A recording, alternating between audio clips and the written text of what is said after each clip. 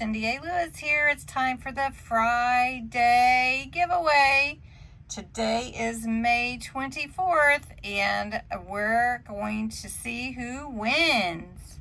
This is the prize for today. It is a really fun stamp set. So let's check out and see who wins it. All right, I have the URL and the random comment picker. We're going to fetch. And it's not anything goes. It is Friday giveaway. Right there.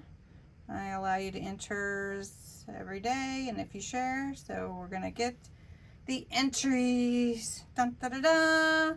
88. That's amazing. All right, let's see who wins. And the winner is Julie Cardoso. Congratulations, Julie. That's awesome. All right, Julie, I believe I have your address, so awesome that you won. Now, if you want to enter the next giveaway for Friday, May 31st, the prize is this fun stamp set here. All these, it's called Enjoy Your Day, and they're all sentiments. There's 15 different ones in here.